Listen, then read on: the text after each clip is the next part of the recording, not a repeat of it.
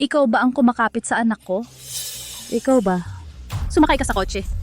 Sumama ka sa akin. Kailangan nating mag-usap.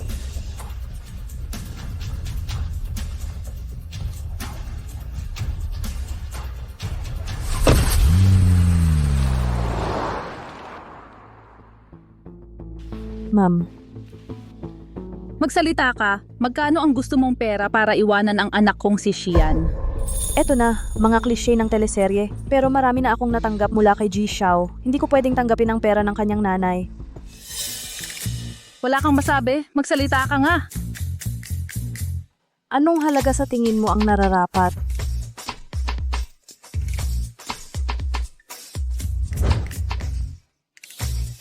$50 million. Ang laki naman ng gana mo. Wala kang chance sa 10 million lang. Ha? Masyadong mababa ang alok na iyan. Ang anak mo ay nag-aalok ng mas malaki pa dito. Ikaw, anong bahagi mo ang nagkakahalaga ng 50 milyon? Ang alok kong 50 milyon ay mapagbigay na. Ji Xiao. Nakilala ng iyong ina si Kalihim Shen. Mukhang sinusubukan niyang pagsabihan si Kalihim Shen. Ano? Tama ka, hindi ako nagkakahalaga ng 50 million. Pero ang anak mo ba ay hindi nagkakahalaga ng ganoong halaga?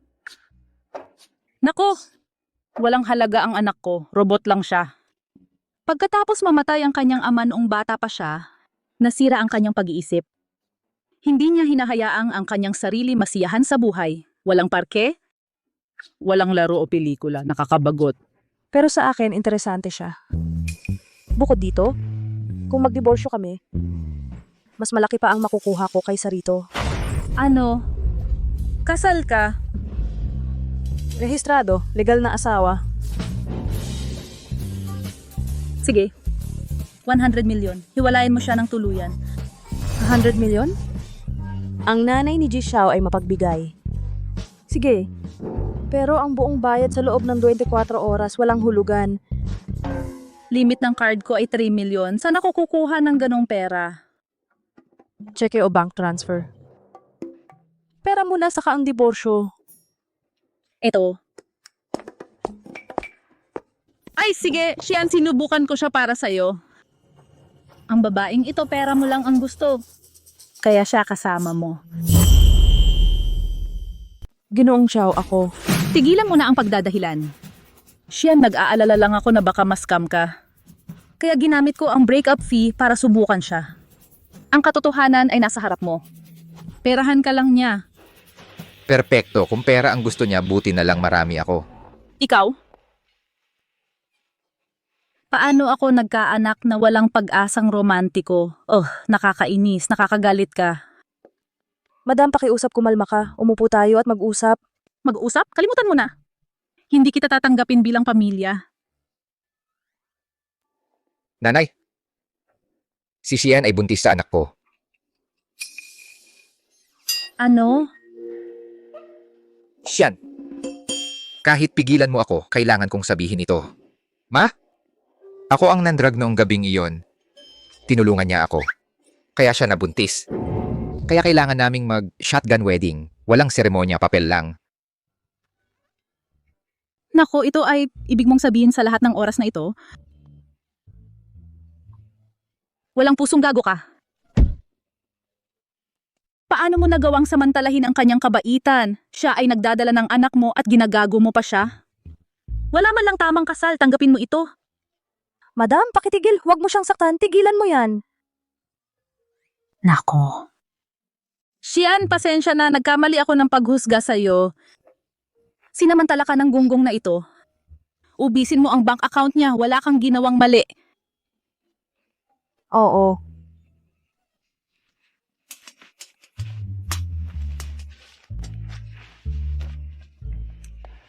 Gawin nating 100 milyon. Pirmahan mo. Ha?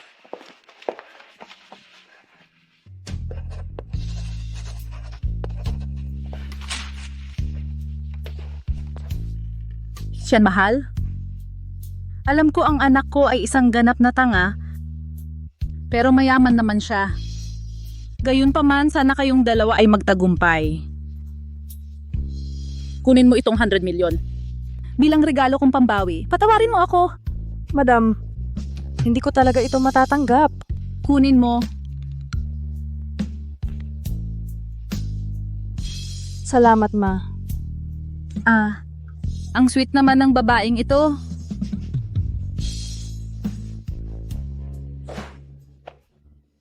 Paalam, ma. Paalam na. Kayo dapat ayusin nyo ito. At ikaw, aalis na ako.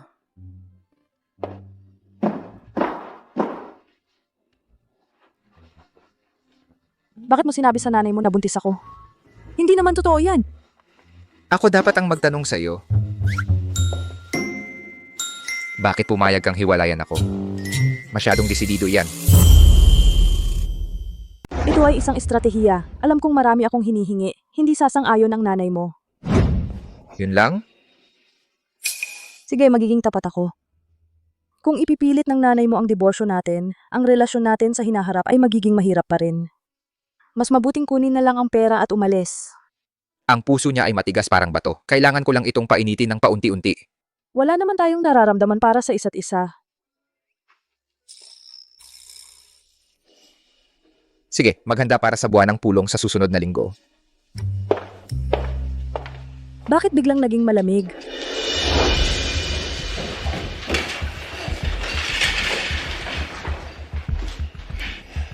Umupo. Magsimula na tayo. Una, mula sa expansion depth, bagong appointed na si Zheng Lingling. Magandang umaga, Mr. Xiao. Ako ang top salesperson sa Expansion Depth, Zheng Lingling.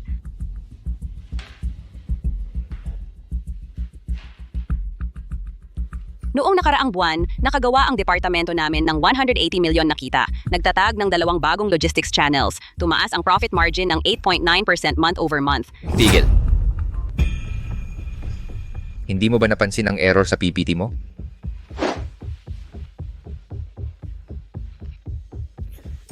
Mukhang walang problema. Suriin mo ulit. Hindi na kailangan. Nagtrabaho si Secretary Shen sa Expansion Depth. Sabihin mo sa kanya kung saan ang error. Ang decimal point sa profit margin ay mali ang pagkakalagay. Ang decimal point sa profit margin ay mali ang pagkakalagay. Lingling, paano ka naman nakagawa ng pagkakamali ng baguhan? Pasensya na, Mr. Xiao. Isang pagkukulang lang. Si Bakka. Mr. Xiao, ako po. Huwag mo akong papag-ulitin. Ang panliligalig mo kay Shenshan at sa lola ko. Nasangkot ka. Huwag mong isipin na nakalimutan ko. Umalis ka.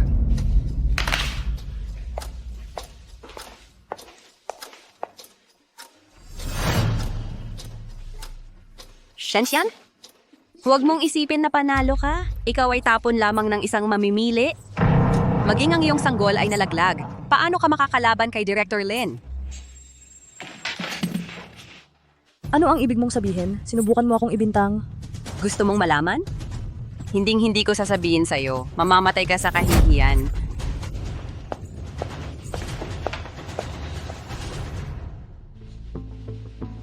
Iyon ay isang maliit na abala lamang. Ituloy na natin ang pulong. Kalihim Shen ay mag-uulat na ngayon tungkol sa paghahanda para sa medical summit.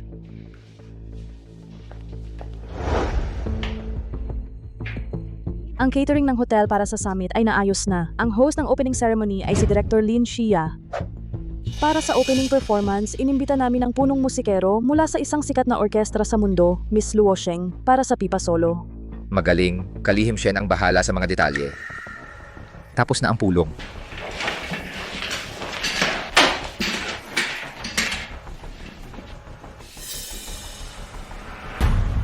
Siyasatin ang alitan sa pagitan ni Shenshan at Zheng Lingling.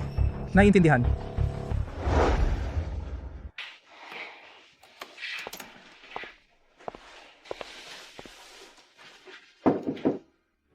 Gabi na, oras na para umuwi.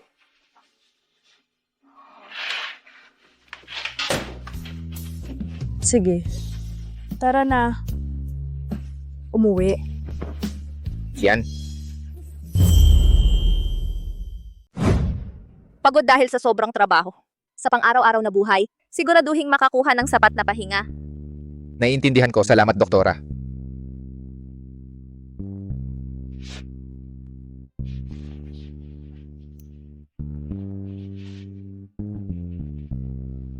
Ganun ka pa rin.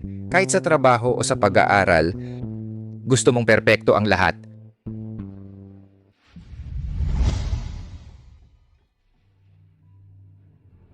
Mahiwagang salamin, sino ang pinakamahusay na eksperto sa PowerPoint sa Huanyu Group? Hindi maikakaila ang kakayahan mo. Pero, si Shen Xian ang pinakamaingat na manggagawa. Imposible! Kailangan ko siyang alisin. Dapat ko siyang ibagsak.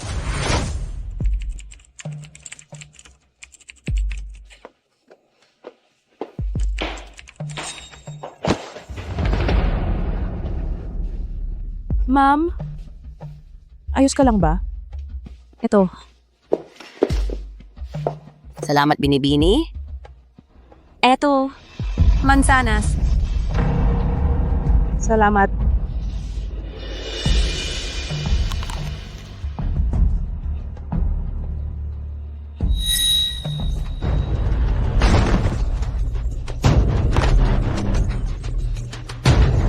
Ako ang Huanyu Group, nangungunang eksperto sa PowerPoint.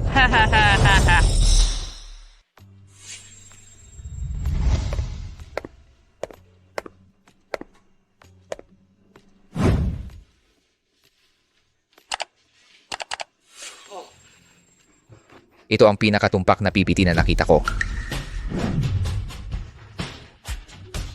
Dapat kong gisingin ang talentadong taong ito sa pamamagitan ng halik.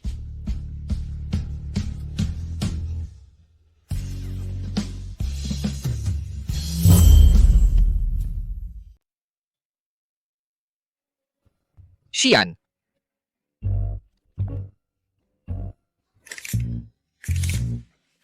Nagkaroon ba ako ng kakaibang panaginip o ano?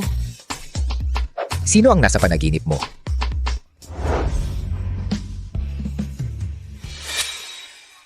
Tiyak na hindi ikaw. Nakakahiya naman. Pero buhay pa ang bibig ko. Napanaginipan ko talaga siyang halikan. Nakakatakot. Baka na-overload ng overtime ang utak mo. Director Lin, si Lingling ay nasibak dahil sa babaeng iyon. Kailangan mong palayasin ang babaeng sumisira ng pamilya. Ito ang unang beses ng kumpanya natin na mag-host ng summit. Dadalo ang lahat ng mga elite. Ito ay makakaapekto sa kinabukasan ng Huangyu Group, si Shen Xian, ang mamamahala sa mga pag-aayos ng pagtatanghal.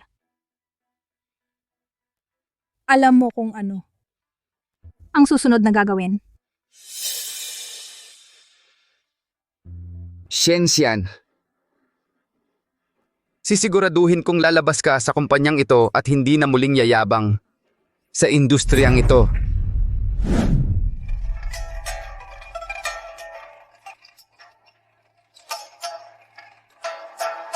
Miss Lu, sa bahaging tremulo, itutuon namin ang kamera sa'yo. Pakitandaan ang iyong posisyon. Sige. Mahusay ang lahat. Nagdala si Director Lin ng bubble tea para sa lahat. Salamat, Director. Miss, magpahinga ba tayo? Hindi na kailangan. Salamat, Director Lin. Shen Xian, narinig kong palagi kang nakatutok sa rehearsals nang walang tigil. Gusto mo bang uminom? Hindi ako maglalakas loob na uminom mula sa'yo. Salamat na lang. Miss, kailangan kong pumunta sa banyo. Sige.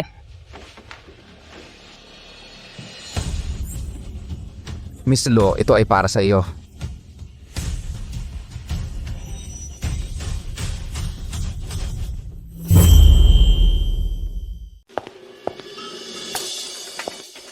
Itong summit ay dinadaluhan ng tagapangulo ng Medical Association, mga direktor ng mga pangunahing ospital at maging ang alkalde ay makikilahok. Bawat dadalo dito ay isang pandalubhang panauhin ng Huanyu, mangyaring gumawa ng masusing paghahanda. Sige. Serbisyo, seguridad, check sa logistika.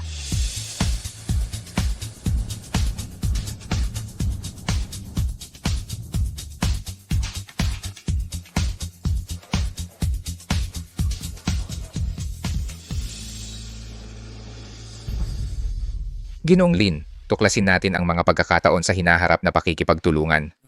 Oo naman. Sang-ayon, mangyaring umupo dito.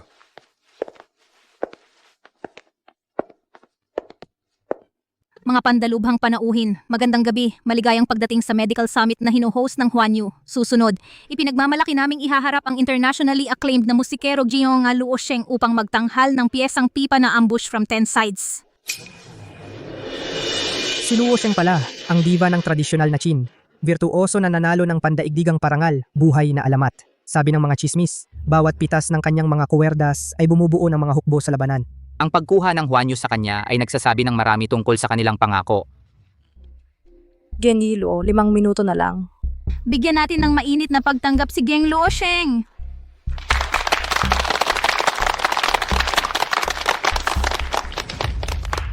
Genyi Luo?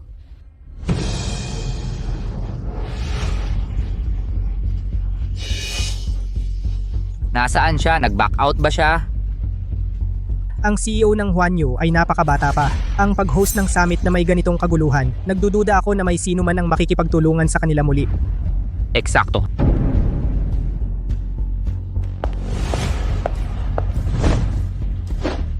Pasensya na sa lahat. Ang aming coordinator na si Shen Xian ay kulang sa kakayahan, hindi maayos ang paghahanda.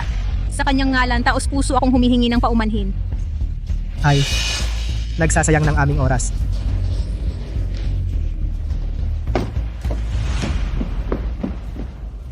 Mangyaring bigyan kami ng sandali, magbibigay kami ng isang kasiyasyang resolusyon.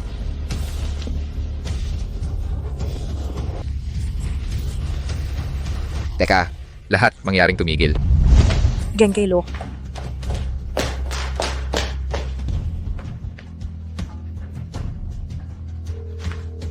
Oh, Geng, Luo, malapit nang magsimula ang pagtatanghal. May problema ka ba?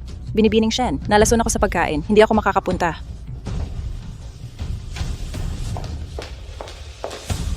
Shen Xian, ang napakalaking pagkabigo na ito ay pinahiya ang reputasyon ng Huanyu. Mag-resign ka na! Ang palabas ay dapat magpatuloy. Ako na ang sasampa sa entablado. Ikaw? Anong talento mo ba talaga? Hahaha, isang mababang antas na salesperson tulad mo, hindi tulad ng Director Lin natin sanay sa lahat ng sining. Balak mo bang mang-akit ng mga lalaki sa entablado? Wala man akong talento. Pero ako lang dito. Ang marunong tumugtog ng ambush from 10 sides. Ha ha ha ha, ang ridiculous naman. Tutugtog ka ng ambush from 10 sides.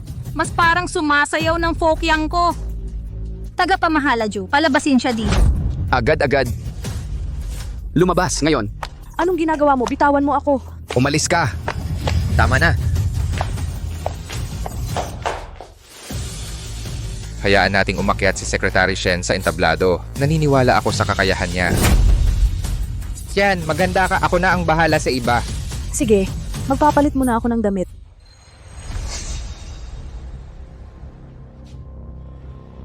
Lumabas.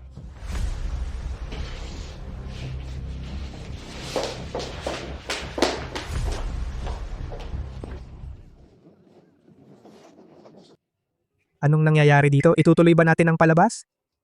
Ang laking problema sa seremonya ng pagbubukas. Pinag-iisipan ko ang partnership sa Huanyu. Lahat manahimik kayo. Ang susunod na pagtatanghal ay ambush from 10 sides.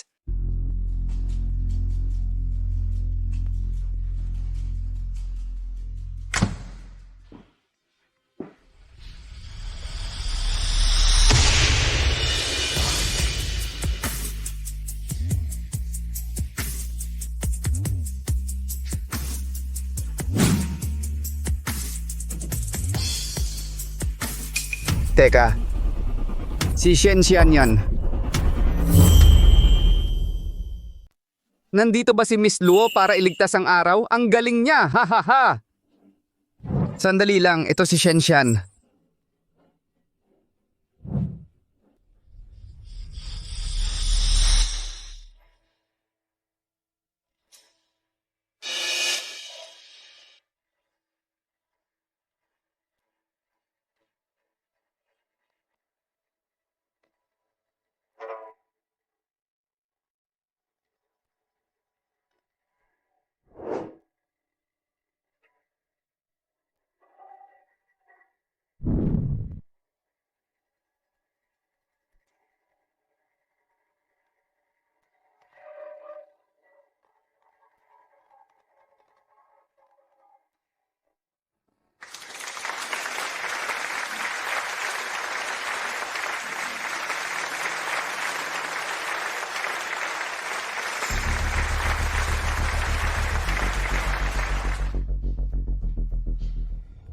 Shenshan, kung mas mataas ang aakyatin mo ngayon, mas masakit ang bagsak mo.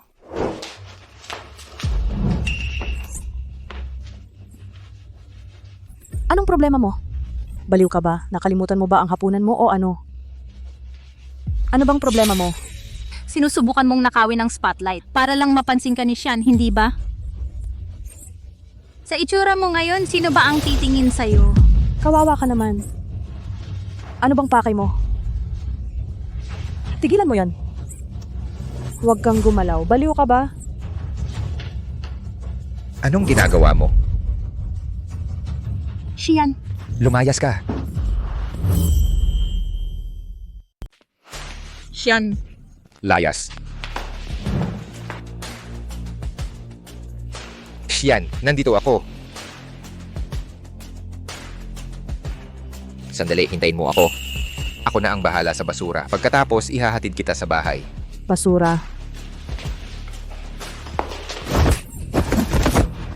Paulit-ulit na nagtimpi si Shenshan pero hindi ka tumigil. Pinadroga mo pa ang mga bisita, sinisira ang kinabukasan ni Huan Yu. Shian, kasalanan lahat ni Shenshan. Bakit mo? Lahat ay kasalanan ni Shan. Kung hindi dahil kay Shan ngayon, mapapahamak si Huan Yu. Lin Xia, sinisanti ka na, epektibo ka agad. Shian, sisantihin mo na naman ako para sa babaeng ito. Magkakilala na tayo sa loob ng 20 taon, 20 taon. Hindi ko tinawag na babae si Shenshan. Tingnan mo mismo. Imposible.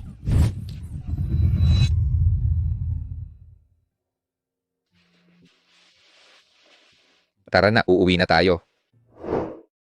Gusto ni Xian na umuwi ako para maghanda sa pagbubuntis. Mula ngayon, bantayan mong mabuti si Shenxian. I-report ang anumang aktibidad sa akin kaagad. Sino ang nag-akala na si Shenshan? Ay maraming mga daya. Walang sawang inaakit si Mr. Xiao. Huwag kang mag-alala, madam. Kampi kami sa'yo. Madam, sa totoo lang, meron akong isa pang trump card. Noong nilason ko si Shenshan, nawala siya at natulog kasama ang isang lalaki sa kalye. Ang batang dinadala niya noon ay hindi kailanman kay Ginoong Xiao. Kung ipapakita mo ang video na ito kay Ginoong Xiao, makikita niya sa wakas ang totoo niyang pagkatao. Shenxian, ngayong meron akong ebidensya laban sa'yo, huwag mo akong sisihin kung maglaro ako ng marahas. Ang pagpapakita lang ng clip na ito kay Xian ay magpapakawala sa kanya ng madali. Gusto kong ang kanyang kahiyahiyang pag-uugali ay mailantad sa buong mundo. Sa susunod na buwan ay ang kaarawan ni Lola Xiao. Shenxian, gagawin kitang mawalan ng lahat.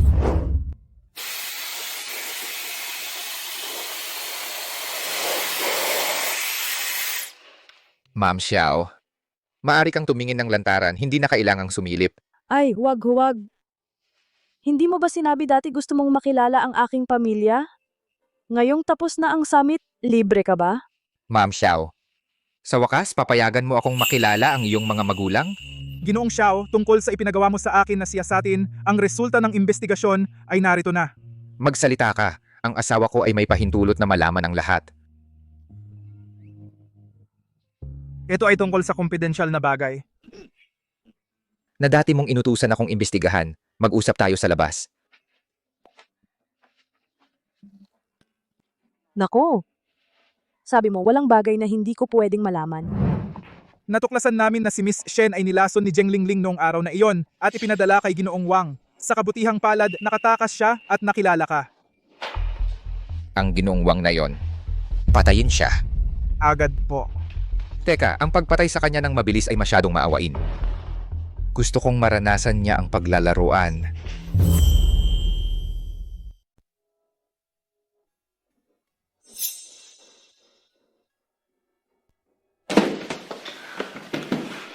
Ginoong Xiao, kakatingin lang sa nanay ni Miss Shen. Sa tulong ng imported na gamot, makikita natin ang makabuluhang pagbuti sa lalong madaling panahon. Bakit biglang nagpalit ng doktor? Ako ang nag-ayos. Ito ang nangungunang espesyalista sa oncology sa bansa. Kung may kailangan ka, sabihin mo lang sa akin ng direkta. Tutulungan kita palagi. Nay, Ito ay Si Xian ito, ang asawa ko. Nay, Mabuti. Mabuti siyang tao. Ako at si Sian ay naging abala sa iyo. dapat ay nauna na ako. Kung naikasal ako kay Sian ng mas maaga, hindi ka sana naghirap ng ganito. Nay, kailangan kong sagutin ang tawag na ito.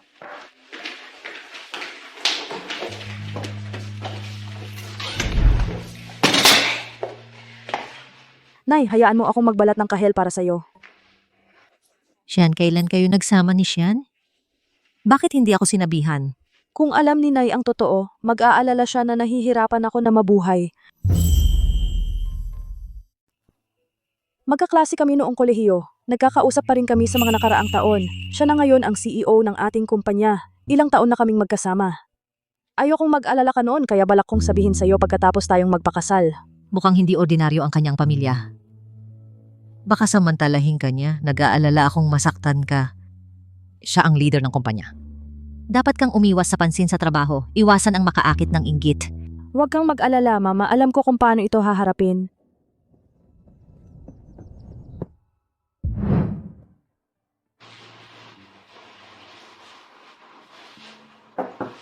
Ginoong Xiao, gising ka pa ba?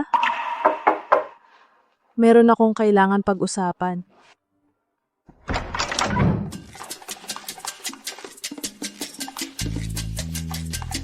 Nahihiya ka na ba ngayon?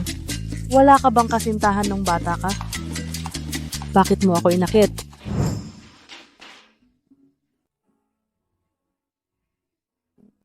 Kasintahan nung bata. Huwag kang maniwala sa mga walang basehang chismis, Shenshan.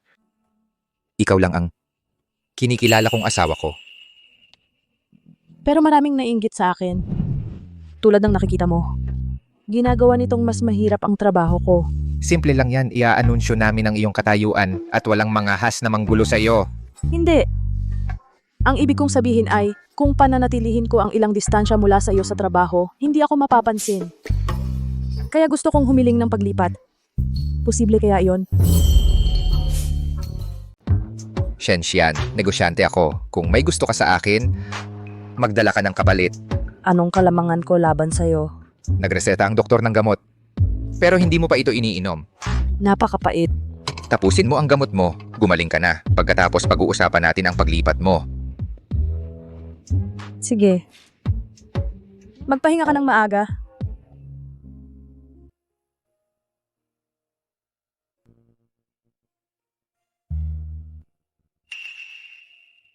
Siyan, ikaw lang. Ang karapat-dapat na tumabi sa akin.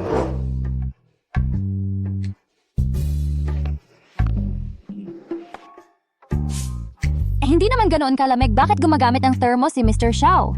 Siguro, maalaga sa kalusugan. Secretary Shen, magtimpla ka ng kape para sa akin at dalhin mo sa opisina ko. Ang dami mong galit sa umaga.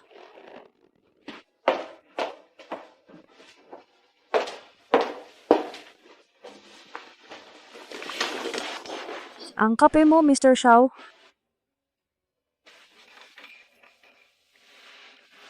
Inumin mo ang gamot mo.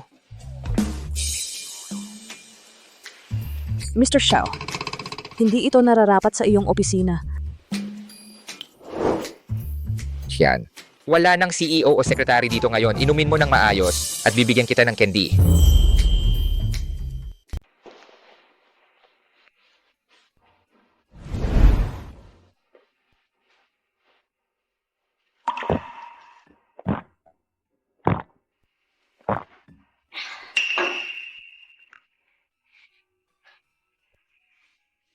Ginoong Xiao, aalis na ako. Sandali. May iba pa ba? Siyan, alam ko ang pinag-aalala mo. Huwag kang mag-alala. Lahat ng nanakit sa'yo sasagot sa akin. Iniiwasan ko lang ang gulo, pero hindi ako walang panlaban. Madaling puntirya. Ang mga nananakit sa akin, makaka-experience ng 10 beses na galit ko.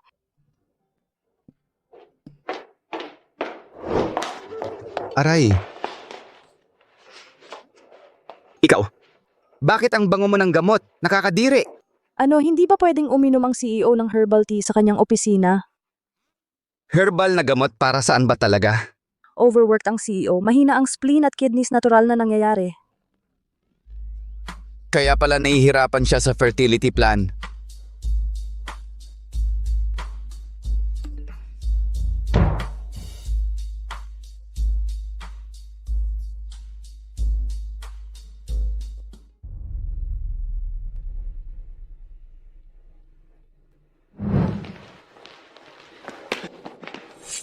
Ginoong Xiao, nagmamakaawa ako. Tigilan mo na ang pagharang sa deal ng pamilya Wang. Kung magpapatuloy ito, mababangkarote kami.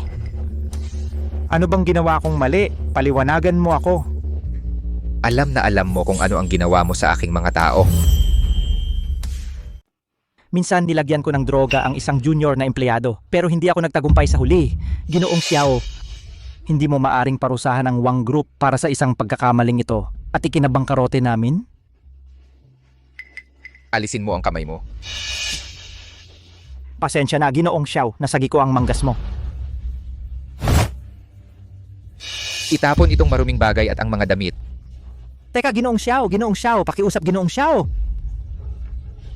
Ay nako.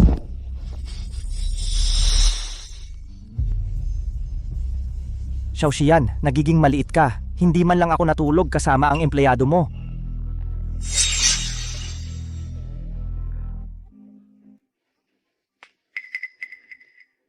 Si Xiao Xian ay walang awa, sumusuko siya sa pang-akit hindi sa puwersa. Para iligtas ang pamilya Wang, gawin mo eksakto ang sinasabi ko. Ang tanging kahinaan ni Ginoong Xiao ay ang kanyang bagong asawa. Panatilihing masaya siya at lahat ay magiging negotiable. Kamakailan ay nagkaroon siya ng interes sa antigong pipa. Naintindihan? Sino ka? Bakit mo ako tutulungan? Ikaw ang espesyal na assistant Joe sa tabi ni Ginoong Xiao? Tama. Walang mas nakakaintindi sa kanya kaysa sa akin. Ang iyong mga aksyon ay nagpagalit kay Ginoong Xiao. Kami, mga subordinates, ay naghihirap dahil dito. Sa pagtulong sa iyo, tinutulungan ko ang sarili ko. Joe, napakabuti mong tao. Huwag kang mag-alala. Hanggat pinatawad ako ni Mr. Xiao, sisiguraduhin ko na maayos kang mabayaran. Pero, ang presyo ng antigong pipa na ito ay hindi naman mura.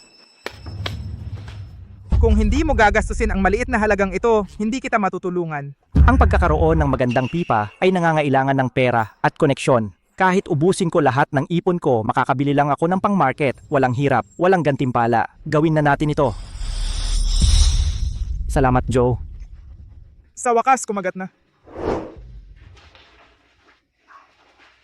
Ikaw ba si Secretary Shen ang kanang kamay ni Mr. Xiao? Bakit siya? Ang pipa na ito ay nagkakahalaga sa akin ng lahat ng pag-aari ko at ipinagsapalaran ko ang buhay ko. Mangyaring maihatid ito ng ligtas kay Mr. Xiao.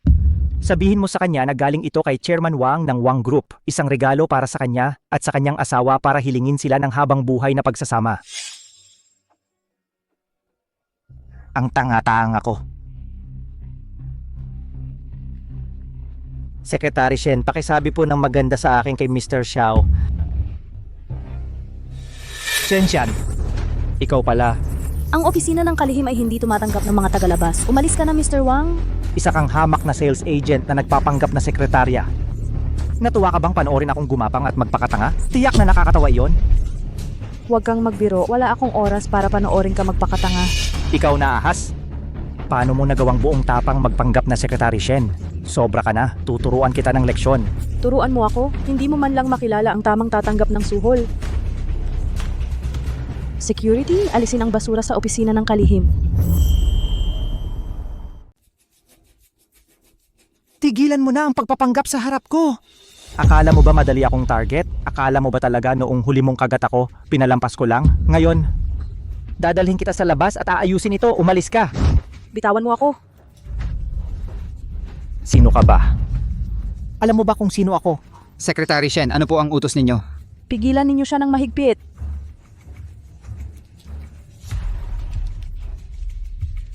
Anong ginagawa mo? Ano ang pinainom mo sa akin? Ano ang ibinigay mo sa akin noon? Ngayon gagantihan kita. Mga tao, hulihin ninyo siya.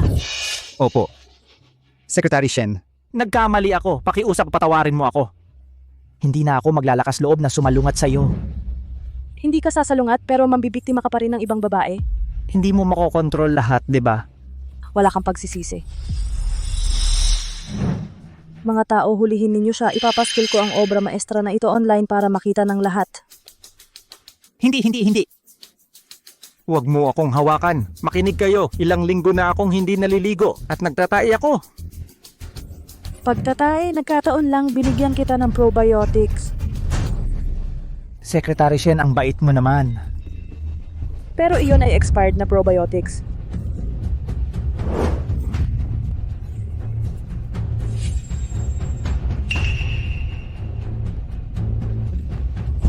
Mr. Xiao. Nandito ka pala. Pumunta ako ngayon para batiin ang iyong bagong kasal. Siya iyon, Shenshan. Inaabuso niya ang kapangyarihan. Nilason niya ako.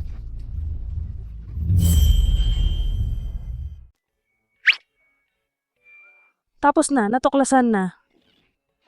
Talaga? Si Sekretaryo Shen ay empleyado ko. Pinayagan ko siyang maghiganti para sa personal niyang dahilan. May opinyon ka ba? Wala. Hindi ako mangahas. Ito ay talagang mali ang paghusga ko sa kanya. Kaya pala ikaw si Sekretaryo Shen. Ang paghihiganting ito ay ginawa sa isang makabagong paraan. Mabuti. Pero sino ka? Bakit ka nandito? Ako ang tagapangulo ng Wang Group. Nagkita tayo noong nakaraan. Nalaman ko na gusto ng asawa mo ang antigong pipa na ito. Pumunta ako dito ng espesyal upang regaluhan ka at ang iyong asawa. Sana'y mahaba ang inyong pagsasama.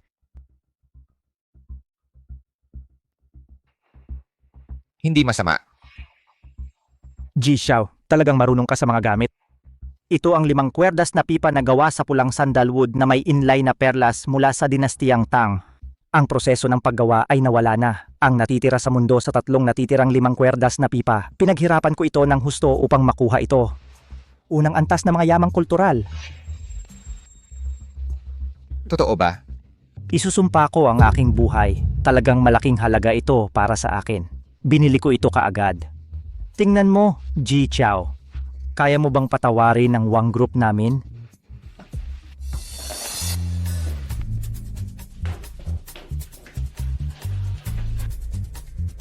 Kasama, may nakuha akong impormasyon na may mga taong bumibili at nagbebenta ng unang antas ng mga yamang kultural.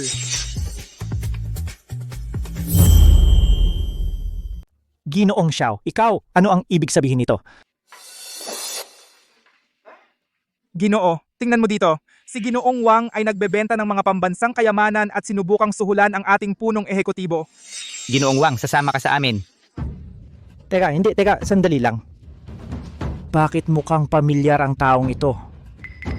Ikaw pala, Ginoo, pinagplanuhan niya ako, inosente ako. Hindi iyan patas. Sinasabi ko lang sa iyo, mahal ni Ginang Xiao ang pipa. Ikaw mismo ang gumawa ng kasunduan. Magpakasaya ka sa trabaho mo sa bilangguan. Niloloko mo ako? Kapag nakalabas ako, sisiguraduhin ko na ikaw at iyang hamak na si Shenshan ay hindi makakaligtas dito. Lumapit ka sa akin kung gusto mong maghiganti. Ginoong Xiao, ano ito? Ikaw ba ay sinusubukan akong sirain mula pa noong una? Ano ba ang ginawa ko sa iyo? Saktan si Ginang Xiao, saktan mo ako. Sino si Ginang Xiao? Sa utak mong kasing laki ng gisantes, umalis ka na lang. Huwag mong gambalain ang buhay pag-ibig ng punong ehekutibo. Hindi, teka, pinagplanuhan ako. Ginoong Xiao, salamat sa pagsuporta sa akin ngayon. Wala na silang lahat ngayon. Pakawalan mo na ako ngayon. Shenshan, kumalma ka. Huwag kang magambala sa kanyang itsura. Paano ako pasasalamatan ni Ginang Xiao? Ginoong Xiao, libre ka ba sa katapusan ng linggo? Gusto kitang pasalamatan ng maayos.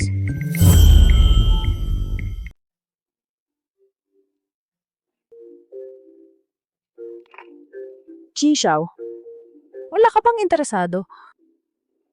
Sayang sa oras. Narinig kita hindi ka talaga pumupunta sa mga lugar na ganito. Kaya gusto kitang makaranas nito. Hoy, ang larong pagbaril ng lobo, ito ay dapat na interesado ka, di ba? Nakakainip.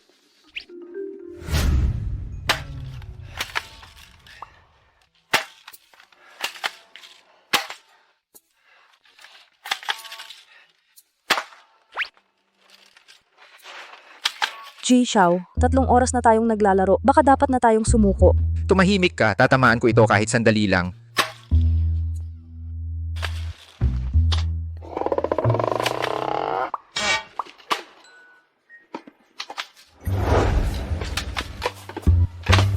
Ginoo, itong binibini-binili ang lahat ng tindahan ko ng lobo. Kunin mo lahat at umalis ka. Binili mo ang tindahan ng lobo? Sa iyo na ito. Dahil ibinigay mo sa akin. Tatanggapin ko ito ng atubili. Pero kailangan kong gumanti. Hindi na kailangan. Ginamit ko ang card na ibinigay mo sa akin para magbayad. Hindi ito itinuturing na regalo.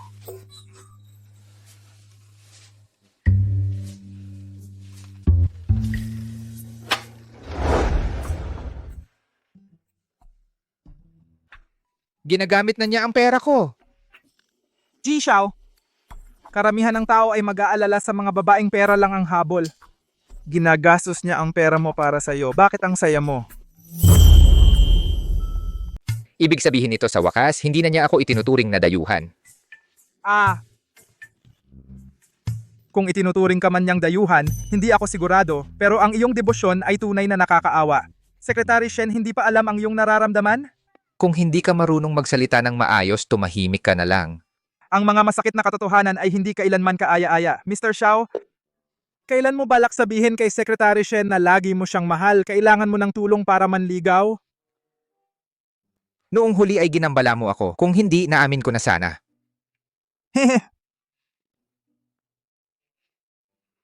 Dalawa pang araw at kaarawan na ni Xian. Maghanda ng birthday party. Kunin ang pinakauso na cake na gusto ng mga babae ngayon. Nagpaplano ng isang malaking pag-amin na sorpresa para kay Secretary Shen? Paano kaya ang makinang na planong ito? Ito ay lubos na hindi orihinal. Si Secretary Shen ay hindi katulad ng iba. Sigurado bang pahahalagahan niya ang generic na regalong ito? Sino nagsabing iyon ang regalo ko? Naglalunsad kami ng bagong production line. Makipag-ugnayan kay Professor Gu para sa kolaborasyon. Naiintindihan.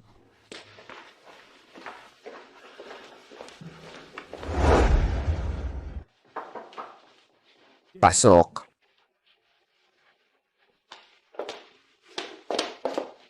Gusto ninyo akong makita, Mr. Xiao?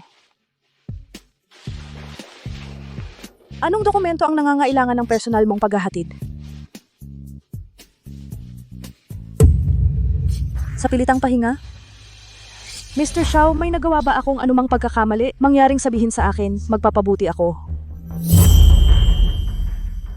Nagtatrabaho ka ng husto. Malapit na ang birthday mo. Ha?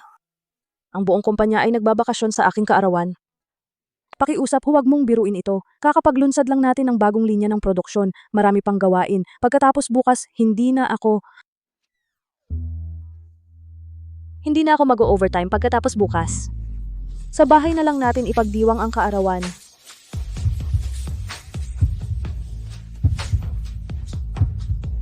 Dapat na akong bumalik sa trabaho.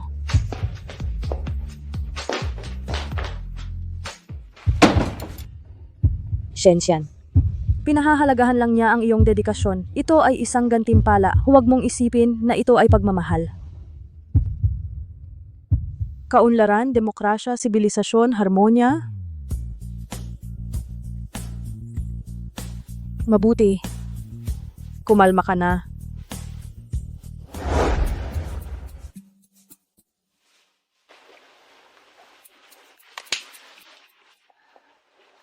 Baka magustuhan niya ang kulay na ito.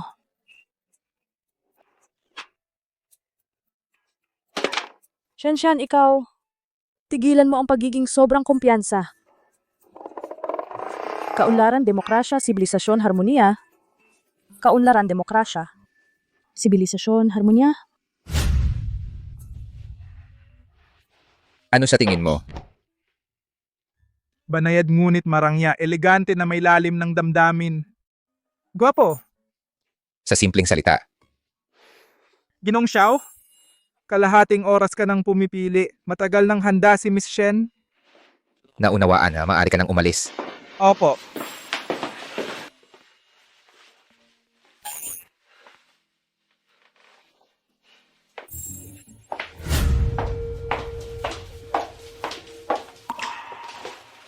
Napakaganda mo ngayon.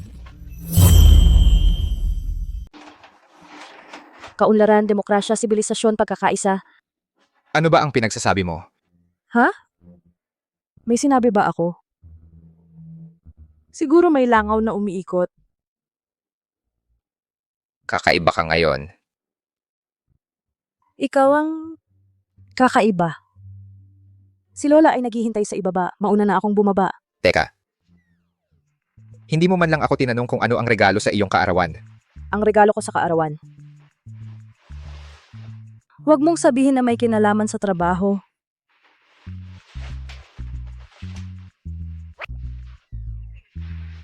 Sa totoo lang, Ang taga-disenyo ng bago nating kolaborasyon ay si Professor Gu, Secretary Shen. Ikaw ang mamamahala sa buong proseso ng kolaborasyon at sa mga kaayusan ng pagtanggap. Ito ang iyong staff ID. Gu Qinghuai.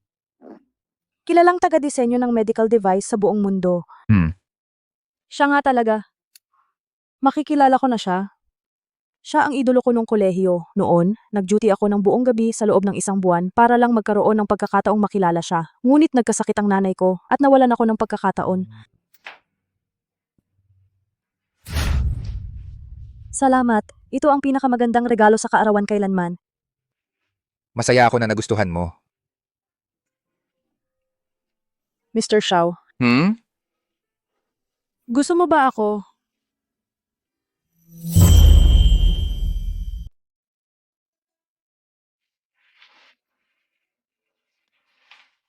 Sa tingin ko, napakabuti mo sa akin. Masyadong maganda para maging totoo.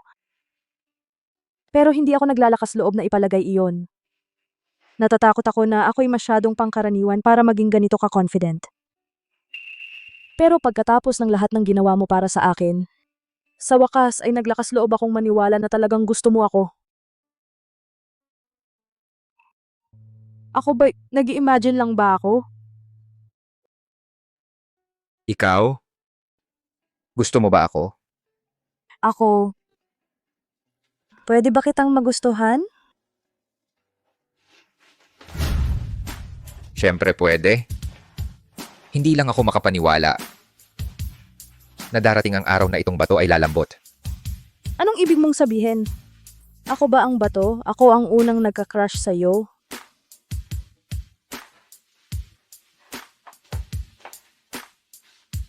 Ginang Xiao, mali. Ako ang unang nagustuhan ka. Matagal bago. Mo pa man malaman kung sino ako. Ah? Bakit siya nag-aaral ng engineering? Kahit gaano pa siya kagaling, hindi niya kaya. Sabihin ko sa'yo, ang mga babae ay hindi dapat mag-aral ng science. Palitan mo na ang iyong kurso. Eksakto, mag-aasawa ka lang naman pagkatapos ng graduation. Sa iyong pangangatawan, mag-aral kang maging flight attendant. Pagkatapos ay maaari kang yumuko sa amin ng maayos. Pinagtatawanan mo ang mga babae at pagkatapos ay nasasabik ka sa kanilang katawan. Isang kaawa-awang biro. Ngayong semestre, sa susunod na semestre, bawat semestre, ako ang mauuna. Mararanasan ninyong lahat ang pakiramdam na maagaw ng isang babae.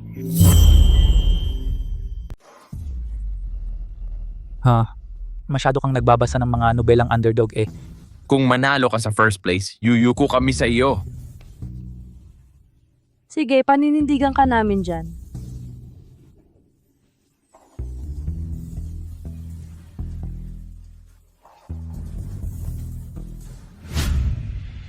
Ang abang ito ay bumabati sa iyo.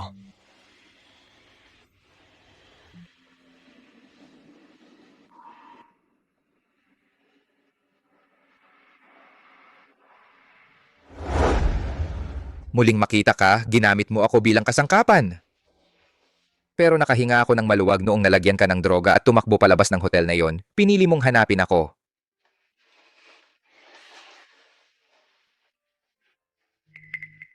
Eh, kung gayon, ikaw ang panalo sa round na ito. Ji Xiao, sabihin mo ang iyong gantimpala. Huwag kang magtanong ng delikadong tanong.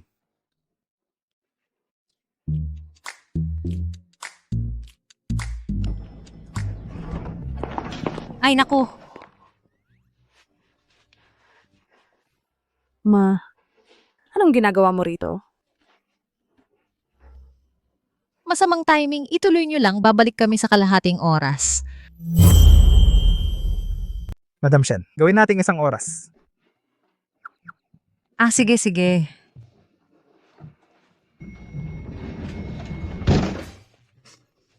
Inimbita mo ang nanay ko rito. Bakit hindi mo sinabi sa akin? Ay naku, ang imahe ko sa paningin ni nanay. Sumang-ayon tayo na kailangan ni nanay ng pahinga. Pero sinabi ng ospital na dahil sa imported na gamot, malaki ang pagbuti niya. Gusto ka naming sorpresahin. Talaga? Nanay. Maligayang kaarawan sa'yo. Mahal, bakit ka umiiyak? Si Sian ang nag-ayos ng lahat ng ito. Sa tabi mo siya, kahit wala na ako, makakapanatag na ako. Huwag mong sabihin ng ganyan. Hindi mo ako iiwan. Palagi kang nandyan para sa akin. Eksakto, mahal. Sa espesyal na okasyong ito, dapat tayong lahat manatiling masaya. Sian, ang cake na ito ay espesyal na inihanda ni Xian. Hindi ko pa siya nakita na nagmamalasakit ng ganito. Salamat, Ginoong Xiao. Formal pa rin ba ang tawag? Mahal. Mahal. Magsabi ka ng hiling, masusunog na ang mga kandila.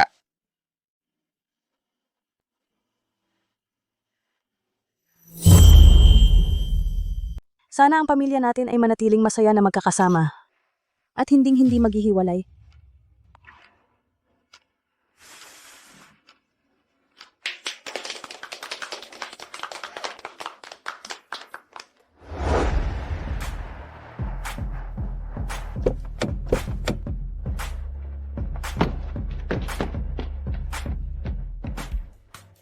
Professor Gu, bakit ka lumabas?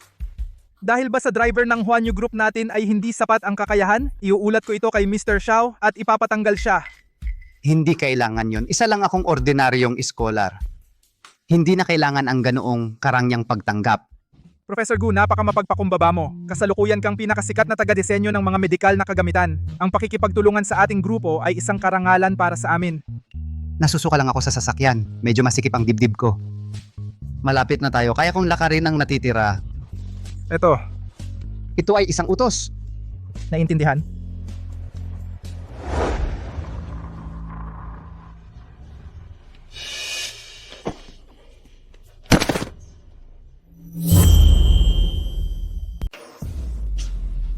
Isa kang mahirap na clunker. Marami akong nakikitang katulad mo.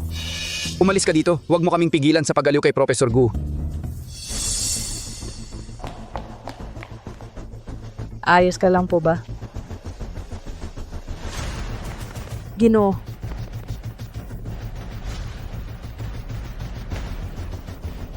Hirap huminga. Sakit sa dibdib, malamig na pawis. Ay nako! Tuwa na atake sa puso. Anong atake sa puso? Sa tingin ko nagpapanggap lang siya at ikaw, Shenshan. Hindi ka ba pumunta para makipagkita kay Professor Gu? Ano itong pag-arte na ito? Opo, Kalihim Shen. Nagmamadali ka pa ring makipagkita kay Professor Gu. Kung maantala mo ang kooperasyong ito, 10 masasamang matanda ay hindi kayang bayaran ito. Opo, Kalihim Shen. Mahalaga ang trabaho. Tatawag na lang kami ng ambulansya. Oo.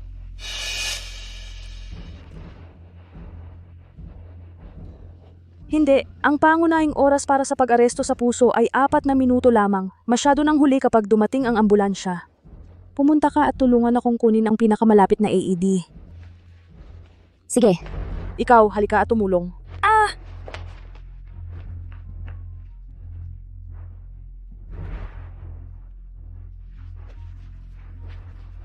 Eto.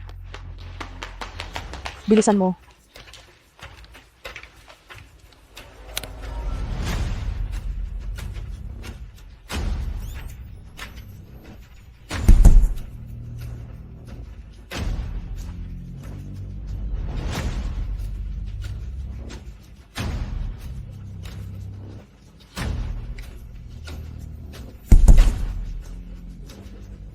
Isa, 2, 3, 4, 5, 6, 7, 8, 9, 10. 11, 12, 13, 14, 15, 16, 17, 18. Gising, halika. Gising ka na po.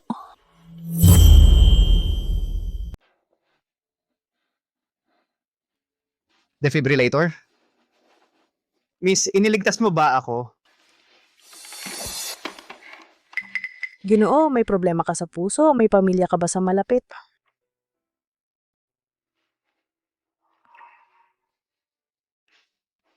Tulungan kitang tumayo. Magpahinga ka muna sa loob. Dahan-dahan lang. Tigil. Baliw ka ba, Shenxian? Ang banquet hall ay nakareserba para kay Professor Gu. Sino ang nagsabi sa'yo na dalhin itong halos patay na matanda? Hindi mo ba nakikitang may sakit siya? Ah, napansin mong may sakit siya? Kung mamatay dito ang matandang ito, masisira mo ang swerte ng Huan Yu. Ang malas!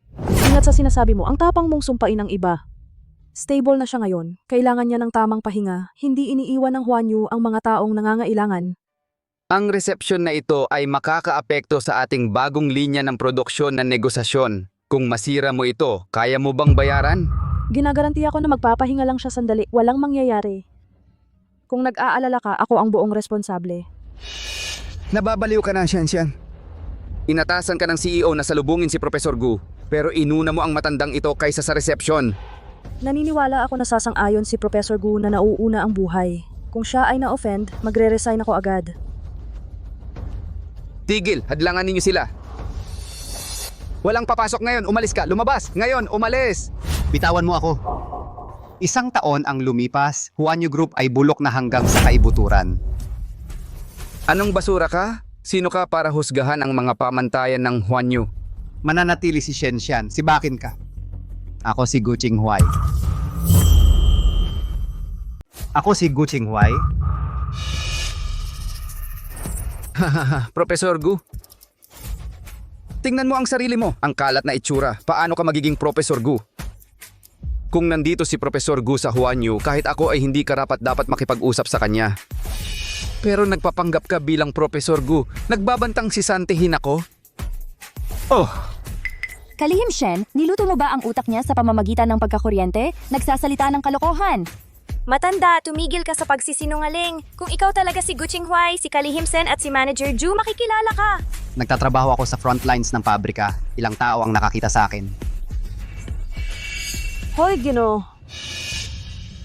Kailangan ba na mangapi ka sa isang taong may sakit na ganito? Sa mga empleyadong tulad mo, nasisikipan ako sa Huan Yu, ang trabahong ito. Hindi ko ito kailangan. Babae, tapat ka. Pero kung ang mabubuting tao ay umatras, ang masama ay sumusulong. Umalis na tayo, Gino. Mahalaga ang kalusugan mo. pareho kayo aalis ngayon, mga guwardiya. Hilahin sila palabas. Huwag mo akong hawakan. Oho, matandang gago. Lakas ng loob mong magbanta sa akin. Ano ang magagawa mo? Puta ka!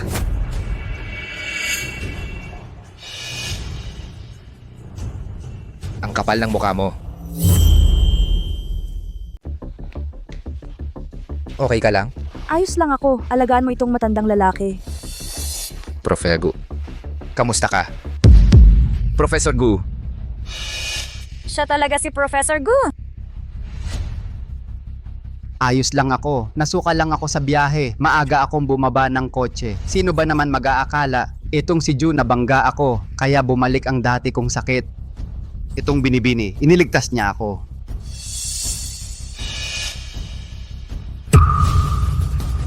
Ikaw talaga si Professor Gu? Akala mo ba magkakamali ako? Professor Gu, mali ako. Hindi ko nakilala ang iyong kadakilaan. Maawa ka po. Patawarin mo ako. Mr. Xiao, ang empleyado mo, ikaw na ang bahala. Sigurado ka? Bibigyan kita at ang asawa ko ng buong paliwanag. Ito ba ang tamang oras para sa pampublikong pagpapakita, Mr. Xiao? May kasintahan ka na ngayon? Akala ko magaling si Secretary Shen. Gusto sana kitang ipares sa kanya. Hindi na kailangan talaga. Huwag kang mahiya. Pakinggan natin ang sasabihin ni Xian. Hindi na kailangan ng pagpapakasal. Aanyayahan ka namin sa kasal. Paulit-ulit mong pinagbintangan si Secretary Shen. Mabait siya, hindi kanya pinarusahan. Ngunit sa pagkakataong ito, nasaktan mo si Professor Gu at muntik mong maantala ang kanyang paggamot. Simula ngayon, blacklisted ka na ng Medical Association. Bawal kang mag-practice ng anumang profesyon sa medisina. Ginoong Xiao, Professor Gu. Patawarin mo ako sa pagkakataong ito. Hindi ko sinasadya. Ha? Sa tingin mo ba si Professor Gu ay isang mababang uri lamang na maaaring apihin kahit kailan? Shen, alam mo na mula pa noong una tungkol sa katayuan ni Professor Gu at pinaglaruan mo ako, hindi ba? Ikaw, maliit na hamak, nagbabalak ng ganito. Ikaw, hindi mo iginagalang ang buhay, nakikita mo ang pagtatangi at naghahangad ng kapangyarihan at katayuan. Paano ka nangahas tawagin ang iba na nagbabalak?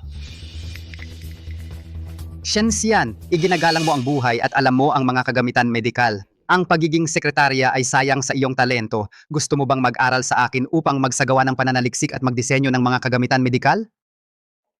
Professor Gu, hindi mabilang na mga magagaling na isip at makapangyarihang mga tao ay nagmamakaawa na maging estudyante mo. Tinanggihan mo silang lahat. Eksakto, narinig ko na ang anak ng chairman ng samahang medikal ay gumastos ng milyon-milyon ngunit hindi man lang nakatagpo kayo. Si Professor Gu ay hindi kailanman kumuha ng mga alagad. Kung si Assistant Shen ay magiging kanyang unang alagad, maaari ba akong mambola sa iyo ngayon para sa mga benepisyo? Ako, Si Shenxian ay isa lamang. Isang may edukasyon sa high school tindera. Siya ay hindi karapat dapat maging estudyante mo. Sino ang nagsabi na siya ay high school lang? Si Shenxian ay pumasok sa High Medical University bilang nangunguna sa kanyang klase, may 2 degree na programa. Noong unang taon, siya ay nanalo sa High Medical Equipment Design unang gantimpala, scholarship, at pinarangalang estudyante. Noong 2 taon, kampeon sa disenyo muli. Nakatanggap ng scholarship. Noong 3 taon, namatay ang kanyang ama, nagkasakit ang kanyang ina. Nalaktawan ang mga klase dahil sa trabahong extra, nag-apply para sa tulong pinansyal, huminto sa 4 na taon.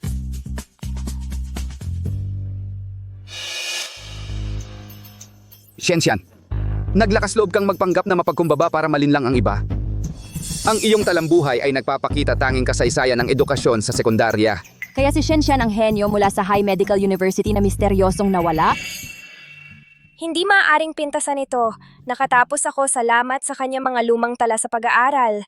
yun ay nakaraan na. Bakit mo binanggit? Kalihim Shen, naghihintay si Professor Gu ng iyong tugon.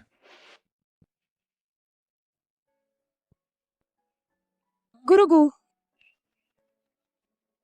Mabuti, Shenxian, ikaw na ngayon ay magiging aking huling disipulo. Ako na ang bahala sa iyong pagpapatala. sige.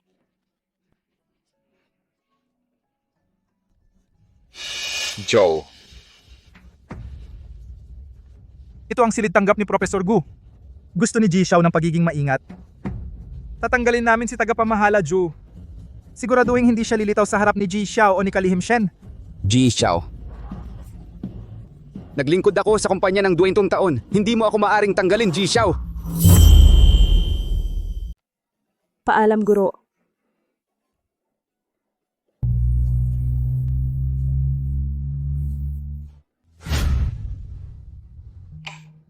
Halos wala kang kinain kanina. Hindi mo nagustuhan ang pagkain sa handaan? Hindi naman masama. Gusto ko ng hot pot. Bibigyan kita ng masarap sa bahay mamayang gabi. Pangako, magugustuhan mo ito.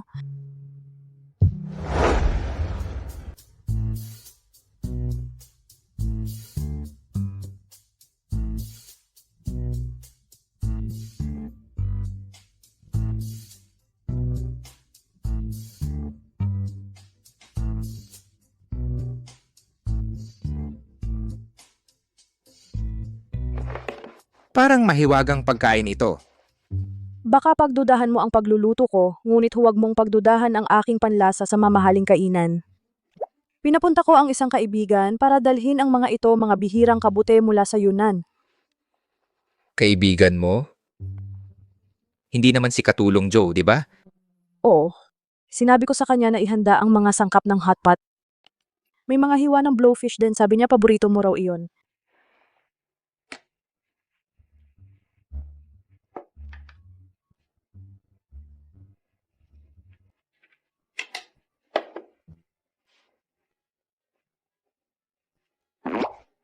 Babawi ito sa hotpot na inutang ko sa'yo noong nakaraan.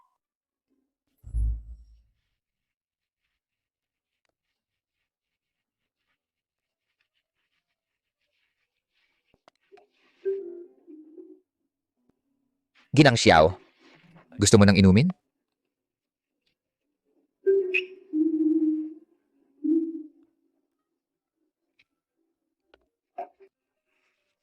Pero Mr. Xiao, talaga namang sinira mo. Ang aking stereotype sa CEO, unang beses ko palang nakakita ng isang CEO na mahilig sa hotpot. Sa totoo lang, hindi naman talaga ako mahilig sa hotpot. Ha? Noong huling beses na tinanong kita na kumain tayo ng hotpot, gusto ko lang nasamahan mo akong kumain.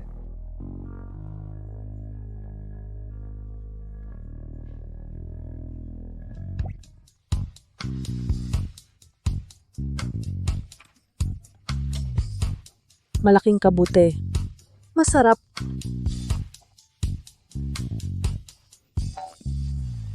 Maliit na kabute ba ito? Malambot at malagkit.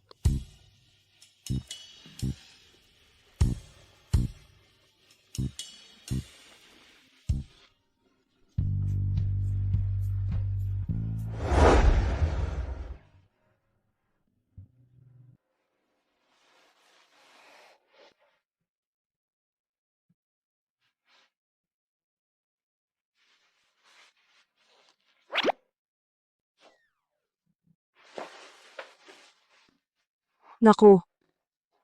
Nagdulot ng guni-guni ang mga kabute kagabi. At nakatulog akong kasama si Mr. Xiao ulit.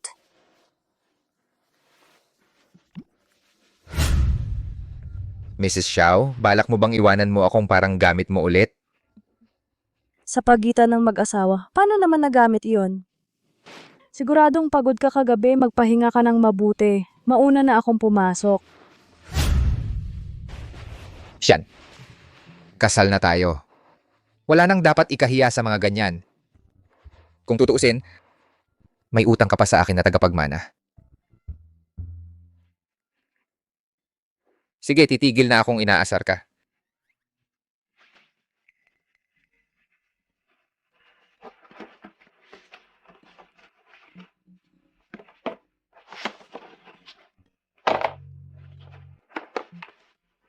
Sa ilang araw, si Professor Gu ang mag-host ng apprenticeship banquet mo.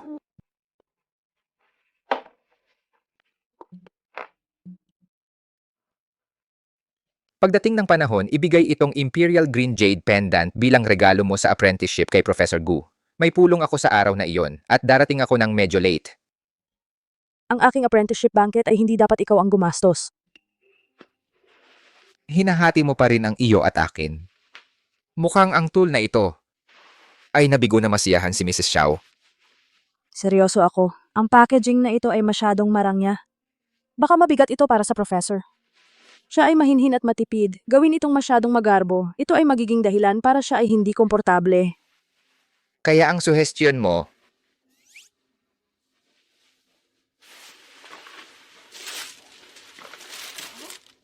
Gamitin na lang itong plastic bag.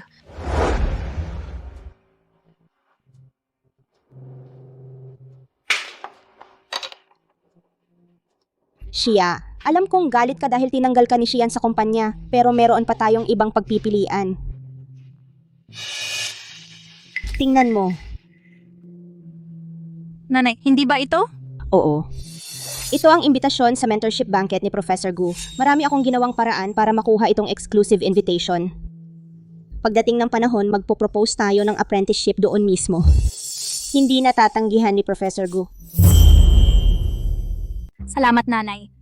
Si Professor Gu ang mangangasiwa sa bagong disenyo ng produkto ng Huan Yu. Kung ako ay magiging estudyante ni Professor Gu, makikita ako ni Xian sa ibang paraan. Pero, tatanggapin ba niya ako bilang estudyante niya? Mahal, huwag kang mag-alala. Mayroon akong kahanga-hangang regalo para sa kanya, kaya ng pera na ilipat ang mga bundok. Isang malaking tseke ang garantiya ng iyong pagtanggap. Ikaw ang pinakamahusay. Kapag ako ay naging alagad ni Professor Gu, si Xian ay hindi makakapagtagal ng pagkakataon laban sa akin. Xian, hintayin mo lang. Nanay, iyan si Shenshan. Aba, kaya ikaw ang maninira ng tahanan na sumusubok na nakawin si Xian mula kay Xia? Pangkaraniwan ng itsura. Oh, pagpapakita dito na may dala kang basura. Yan ang klase mo. Maninira ng tahanan? Lin Xia, wala kang kahihiyan. Upang maging Mrs. Xiao, nagsisinungaling ka sa sarili mong ina. Ano ang ibig sabihin yan? Ang ating Xia ay halos engaged na kay Mr. Xiao. Magpapakasal na sila. Ang pagtawag sa sarili bilang Mrs. Xiao ay ganap na wasto. Bakit hindi mo tanungin si Xiao Xian kung gaano iyon wasto? Tigil. Akala mo kaya mong sumalanta ang piging ng pagiging alagad ni Professor Gu? Hindi ba ako pinapayagang dumalo? Isang taong mababa ang uri tulad mo gustong mag-aral kay Professor Gu? Sasabihin ko sa'yo, kahit na kumuha siya ng mga estudyante, mga babaeng mataas ang lipunan tulad ko ang kukunin niya. Tungkol sa'yo, magpatuloy ka lang sa pangarap. Ikaw, wala kang ngang imbitasyon. Linawin ko ito. Hindi ka makakakuha kahit lampas sa pintuan ng hotel.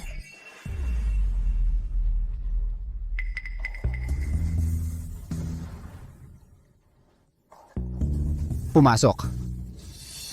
Guardia, ano ang hinihintay mo? Alisin ang basurerong ito mula rito ngayon. Binibini, walang imbitasyon ay walang pasok. Sino ang nagsabing wala ako?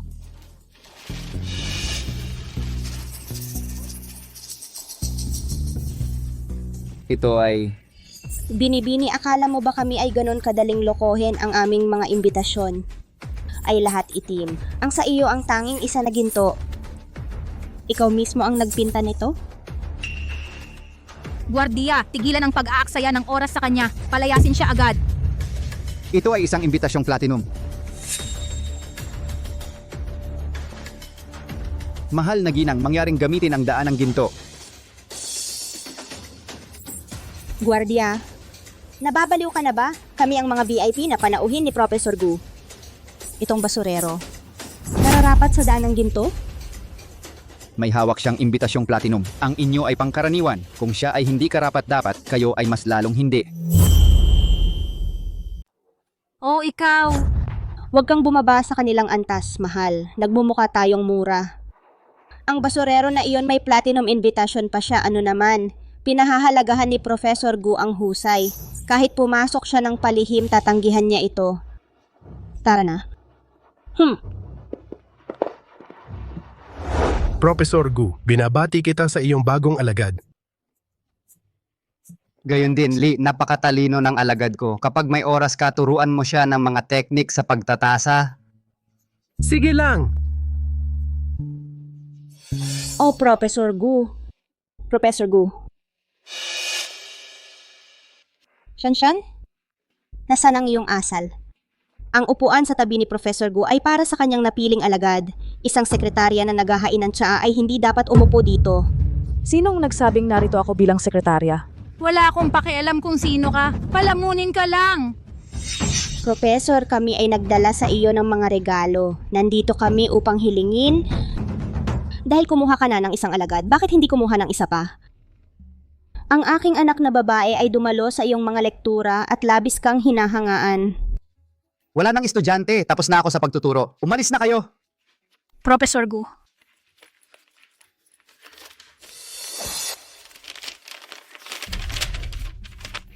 Professor Gu, tingnan mo rito. Ito ang aking transcript mula sa medical na universidad.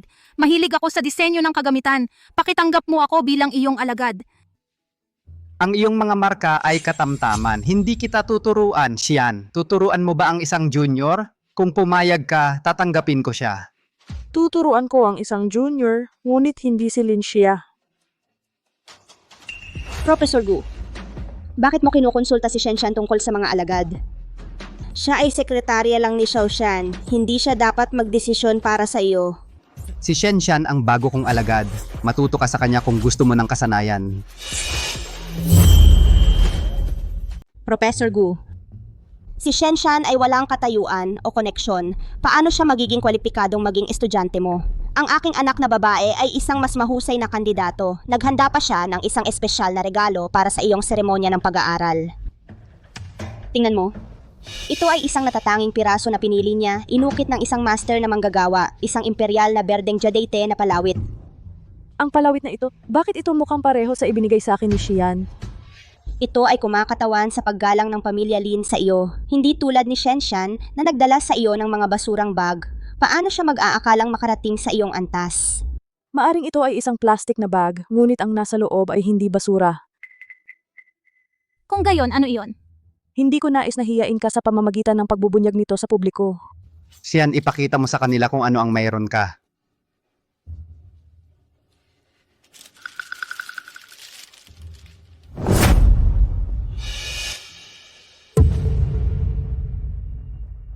Bakit magkapareho ang dalawang palawit na ito? Maaaring galing sa iisang pinagmulan? Imposible. Ang jadate na palawit na ito ay isang pambihirang antas ng museo. Nakita ko ito sa isang museo. Isa lang ang umiiral sa buong mundo. Ang isa ay tiyak na peke. Malinaw naman, kay Shenshan ay peke. Meron kaming mga eksperto sa pagsusuri na naririto. Ang pagsusuri ay magpapatunay kung alin ang tunay. Ang tunay na jadate ay lumalaban sa malakas na asido. Ang salamin ay natutunaw kaagad. Malalaman natin ang katotohanan sa lalong madaling panahon. Lee, ihanda ang pagsusuri ng asido.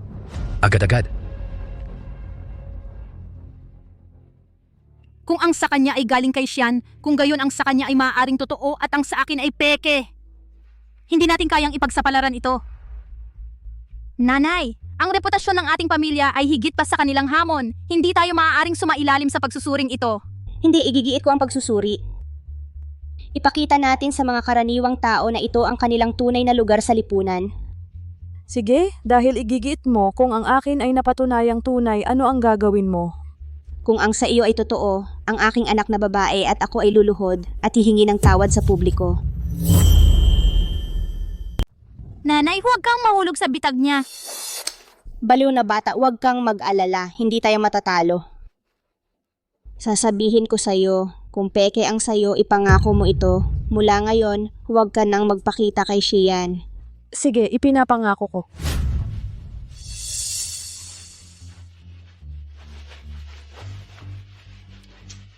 Dahil ikaw ang nagsabing totoo ang iyong kwintas, pakilagay ito rito. Kung peke ito, bubula ang asido. Bakit kami mauna? Siya muna! Ang humahamon ng unang susubok. Sinabi mong peke ang akin at totoo raw ang sayo, kaya ikaw muna. Hindi kami takot.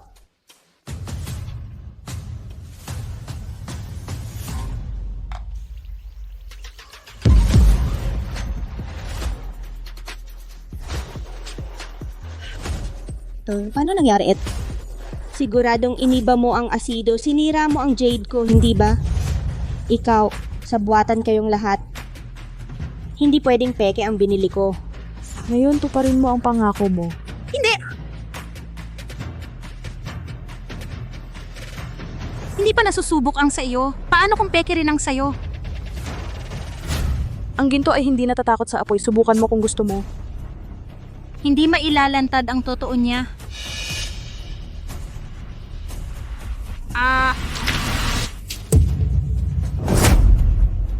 Ay, aksidenteng nabasag. Ano na ang gagawin natin? Ikaw, ibinigay ito sa akin ni Xian. Anong ginagawa mo? Anong ginagawa mo?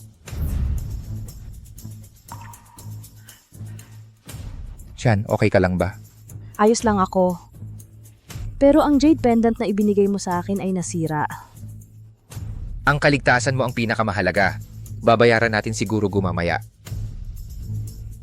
Baka naman, tunay ba ang jade pendant ni Shenshan? Ako mismo ay lumipad papuntang France para kunin ito mula sa isang kolektor sa mataas na presyo. Paano ito magiging peke? Imposible. Huwag mong sabihin gumastos ako ng 2 bilyon. Para sa isang piraso ng salamin? Ginanglin, sinira ng anak mong babae ang regalo ng alaga ko para sa akin. Isang jade na nagkakahalaga ng 2 bilyon. Paano kayo magbabayad? Shenshan, tumigil ka sa pagmamayabang. Linawin ko, kaya ito ng pamilya Lin. Hindi lahat ng problema ay kayang lutasin ng pera. Lin Xia, paulit-ulit mong pinagplanuhan si Xian. Ngayon ay naglakas loob ka pang sirain ang kanyang piging sa likod ng pamilya Lin? Mukhang ang pamilya Lin ay gustong umalis sa High City. Xiao Xian, makinig kang mabuti. Ano man ang mangyari, ako ang nakatatanda mo. Paano mo nagawang kausapin ako ng ganito para sa isang homewrecker? Homewrecker? Lin Xia, hindi mo pa sinabi sa nanay mo ang totoo?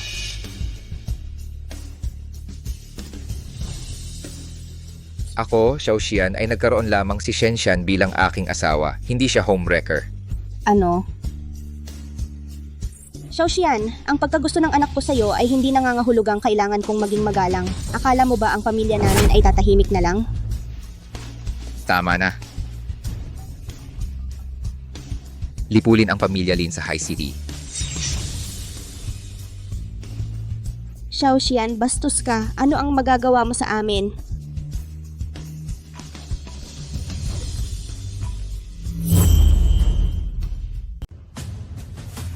Kamusta? Ano? Bangkarote na ang pamilya Lin. Magkano ang natitira sa mga account?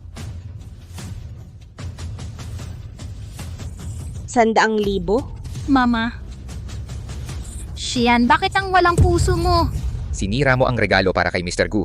Isaalang-alang ang mga ari-arian ng pamilya Lin bilang kabayaran. Kung hindi ka aalis ngayon, hahatid ka ng seguridad palabas. Professor Gu, Xian, pabayaan ninyo akong magpaliwanag. Guardia. Tara na. Ako, Mama. Tigilan mo ako sa paghila. Tara na. Pasensya na ang mga ginawa ko. Nasira ang iyong handaan. Mrs. Xiao, wala kang ginawang mali ngayong pagkakataon. Inabuso ko ang aking kapangyarihan. Bakit mo ako hinihikayat? Hindi mo ba narinig? Ang pagmamalaki ng asawa ay karangalan ng kanyang asawa. Mr. Xiao, nandito na ang profesor. Bakit ka nakatayo sa malayo? Halika rito. Ang perpektong mag-asawa. Xian, galit ka ba kay Xian? Hindi, gusto ko siya. Xian.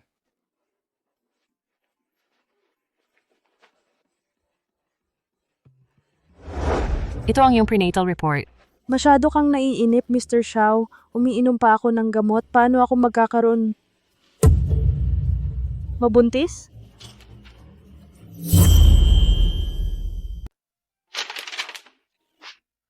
Xian, magkakaroon tayo ng sanggol. Magiging lola sa tuhod ako. Pakiusap, tumabi ka muna. Oh, ang aking mahal na apo sa tuhod. Magkakaroon na ako ng apo. Uy, sabihin mo sa direktor ng ospital mo, ang pamilya Xiao ay magkakaroon ng tagapagmana. Ngayong gabi, lahat ng gastusin ng mga buntis ay sasagutin ko. Magkakaroon na ako ng apo. Masaya na masaya ako. Malapit na akong maglingkod sa isa pang binatang amo. Haha! Bakit kayo nandito lahat? Kinakabahan ako ng sobra habang naghihintay ng resulta, kaya tinawagan ko lahat. Hindi pwedeng ako lang ang mag-alala. Sa 2 araw Xian, si Xian ay maghahanda ng salo-salo para sa aking kaarawan.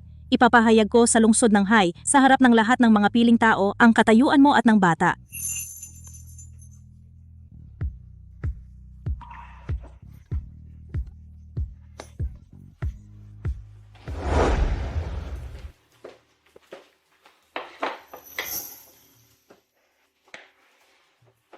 Nanay, adobong labanos na naman. Nagsisikap kami dito sa pagtitipid. Habang ang mga Xiao ay naghahanda ng malalaking handaan, ipinagmamalaki ang asawa ng kanilang apo.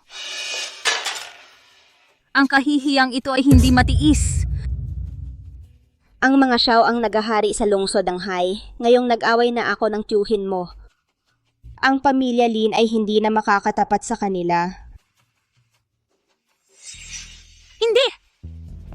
Kaya natin. Ibig mong sabihin?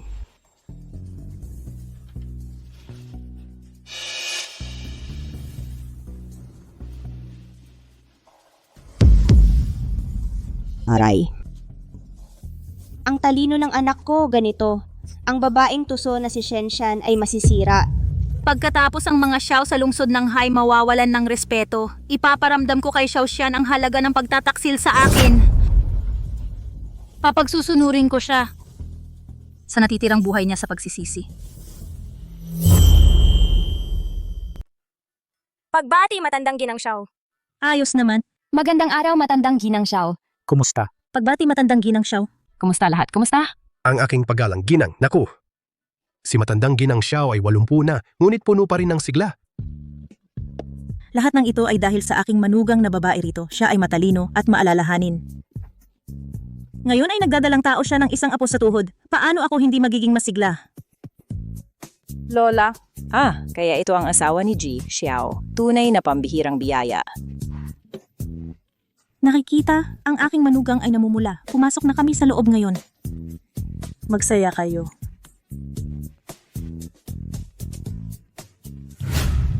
Pagbati, matandang ginang Xiao. Ang handaan na ito ay nagtipon ng mga kilalang tao mula sa lahat ng larangan, manatiling mapagbantay. Bawal ang mga kahina-hinalang tao. Kung may bisitang maistorbo o ang aking manugang na babae, lahat kayo ay sisantihin. Naiintindihan, matandang ginang Xiao.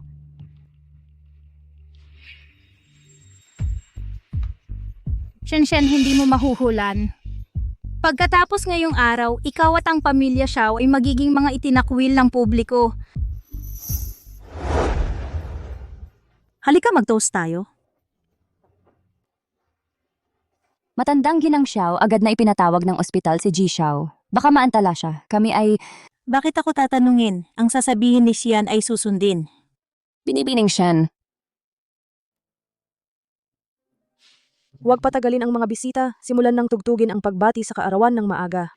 Naiintindihan.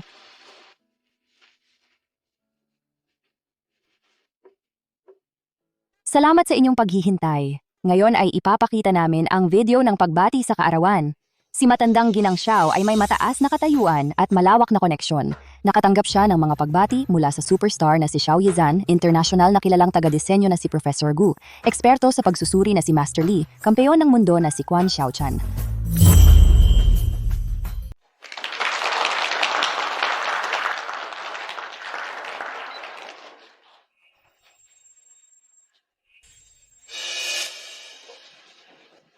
Ano yung nangyayari? Ano ba talagang nangyayari?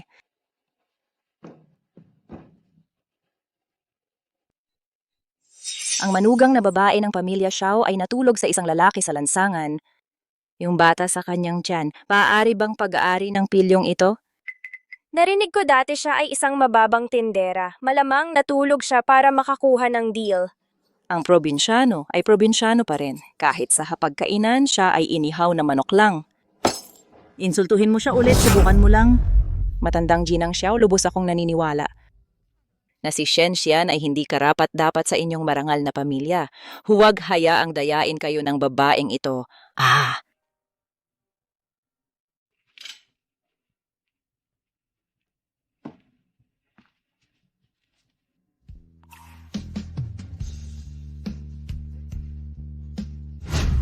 Si Shen Xian ay bahagi ng pamilya Xiao. Nagtitiwala ako sa aking manugang na babae at sa aking paghusga sa pagkatao. Xian, ano ba talaga ang nangyari? Lola. Nasa video ako pero... Huwag mo nang ipaliwanag, mahal ko. Ano man ang mangyari, poprotektahan kita. Ang insidente ng video ngayong araw, dalhin ninyo ito sa inyong mga libingan, linawin ko. Ang batang dinadala ni Shen Xian ay tagapagmana ng pamilya Xiao. Habang buhay pa ako, walang gagalaw sa kanya, mga gwardya. Ilak ang lugar. Hanapin kung sino ang nangalam ng video. Opo.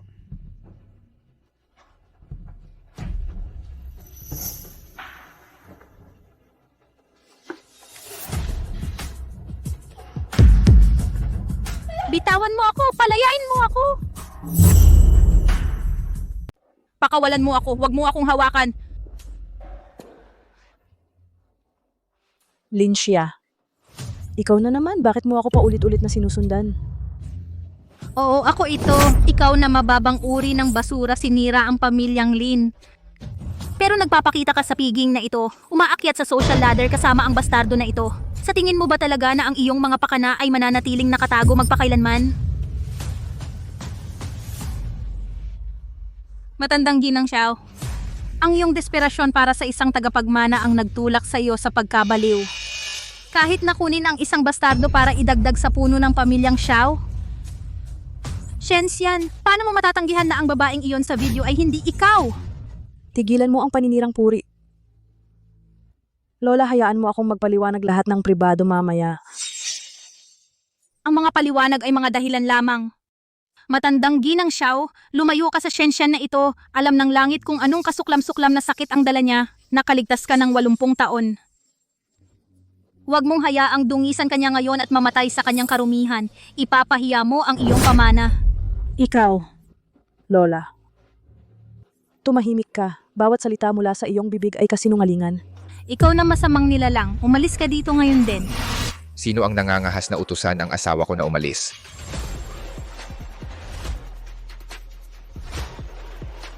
Xian, sakto ang dating mo. Itong si Shenxian nagbuntis sa anak ng ibang lalaki at nilinlang ka. Ang lalaking iyon ay ako. Ano ang sinabi mo? Malinaw na ako yan sa video. Hindi. Imposible, Shen. Huwag kang maniwala sa mga panluloko ni Shenxian. Paano naman ang tao sa video na ito ay maaring ikaw? Mas kilala ko ang sarili ko kaysa kanino man. Sino ang nag-utos sa iyo na pumunta rito? Ako? Xian, nag-aalala lang ako na niloloko ka ni Shenxian. Huwag kang makialam sa mga bagay ko. Xian, lumaki tayong magkasama mula pagkabata. Laging iniisip ng lahat na tayo ay para sa isa't isa. Tingnan mo ako. Ako ang tunay na nagmamahal sa iyo. Iyan ay guni-guni mo. Ayokong paniwalaan ito. Yung mga wedding photos natin? Mahusay lang na pag-e-edit ng larawan. Lin Xia, kailangan ko bang ipaalala sa iyo na ikaw ang gumawa niyan?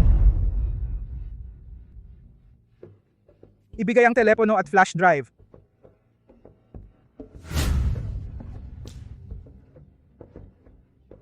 Napakasamang pag-i-edit, walang kahihiyan.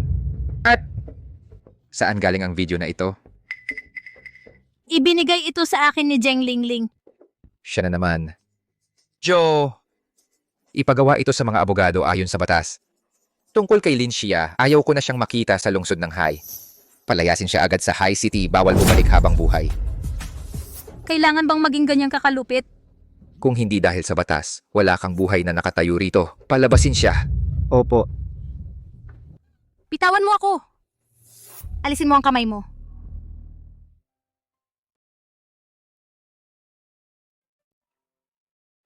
Siyan, nagkamali ako sa'yo. Nasaktan ka na naman.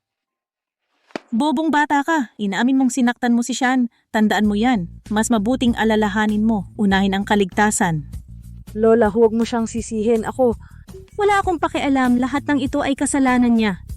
Parusahan mo ako mamaya pakiusap. Patawad. Pasensya na sa hindi magandang eksenang ito. Hayaan ninyong ipakilala ko ang aking asawa. Si Shenxian.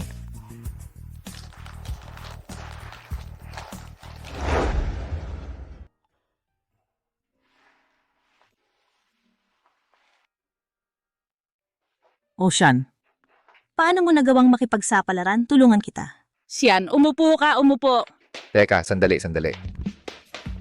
Ayan, komportable ka na.